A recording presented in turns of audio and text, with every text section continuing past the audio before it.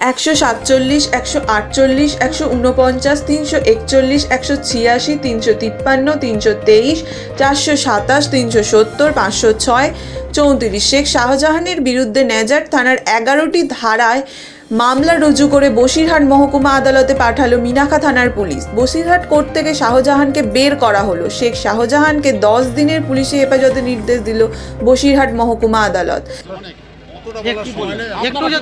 আমরা বেল চেয়েছি, যেহেতু এটা সাবজুডিস ম্যাটার, এই বিষয়ে আর কিছু বলবো। কোন গ্রাউন্ডে বেল চাইলেন? কোন গ্রাউন্ডে তা যেহেতু তার এইটে ওর নাম ছিল না এবং ডাইরেক্টলি কোনো ইনভলভমেন্ট নেই সেটাও বলেছি। কিন্তু ইডির কেসটা নাম রয়েছে, সরাসরি নাম আছে কিন্তু ওনার ইনভলভমেন্টটা জিরো। যাই হোক, সেটা কোর্ট কি অর্ডার দিল? কোর্ট 10 দিন পিসি অ্যালাউ করেছে।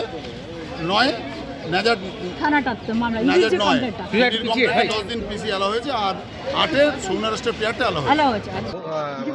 কি ধারা দেওয়া হয়েছে? 353 আছে, অনেক সেকশন আছে, 147, 148, 353, অনেক ধারা আছে। নাম 307। আমি অভিজিৎ বিশ্বাস, শেখ সাবির এবং এই মামলার মূল যিনি আইনজীবী ছিলেন রাজা Bhowmik. Bureau report, D Bangla news.